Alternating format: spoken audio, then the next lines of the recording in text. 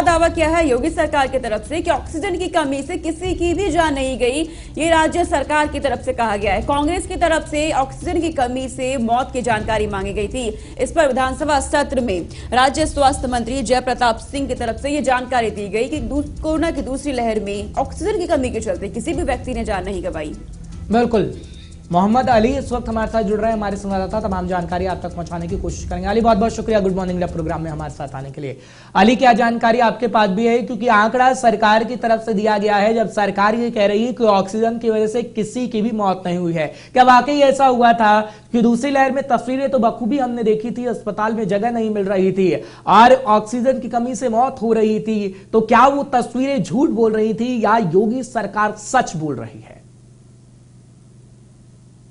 देखिए हर्ष, निश्चित तौर पर कोरोना की जब दूसरी लहर आई थी उस समय ना तो लोगों को अस्पतालों में बेड मिल रहे थे और ना ही कब्रिस्तान में जगह मिल रही थी।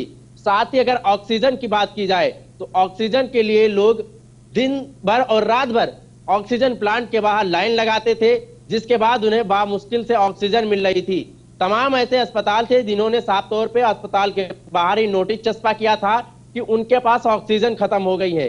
साथ ही जो लोग ऑक्सीजन प्लांट पहुंच रहे थे तो कोई बीमारी से वहां दम तोड़ रहा था, कोई ऑक्सीजन के लिए। लेकिन जब कल जो राज्य मंत्री है जय प्रताप सिंह, उन्होंने साफ किया है कि ऑक्सीजन से किसी की मौत नहीं हुई है, लेकिन आंकड़े सामने थे और किस तरीके से लोग तड़प तड़प कर ऑक्सीजन के बगैर अपनी जान गंवा रहे थे। और उस समय कालाबाजारी भी इस स्तर पर बढ़ गई थी कि जो सिलेंडर 2000 का था वो 50,000 1 लाख में बेचा जा रहा था। और साथ ही राजधानी लखनऊ की पुलिस के साथ साथ तमाम राज्यों जिलों में पुलिस ने छापेमारी की थी, जिन्होंने ऑक्सीजन की ब्लैकमेलिंग करना शुरू कर दिया था। तो तमाम ऐसे बड़े अस्पताल थे, चाहे वो राजधानी लखनऊ का मेदांता हो, लखनऊ का चंदन हॉस्पिटल हो या लखनऊ के जो छोटे अस्पताल थे, हर जगह पे उनके पास ऑक्सीजन की कमी थी। और इसका जीता जागता सबूत ये था कि वो अस्पताल के बाहर नोटिस चस्पा करते थे कि अपने मरीजों को यहां से ले जाइए, उनके पास ऑक्सीजन नहीं है।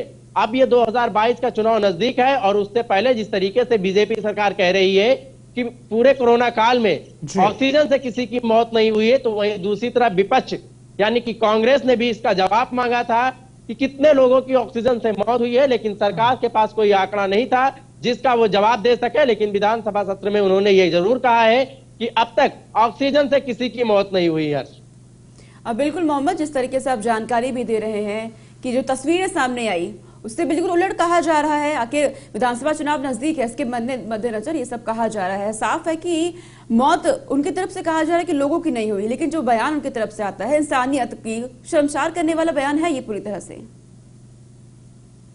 निश्चित तौर पर सोनिका, देखिए अभी आपने भी जो कोरोना की दूसरी लहर थी, हम लोगों ने भी वो तस्वीरें दिखाई थी, हम लोगों ने भी वो वीडियो दिखाए थे कि किस तरीके से प्लांट के बाहर 3-3, 4-4 किलोमीटर लाइन लगती थी। लोग रात गुजारने को मजबूर हो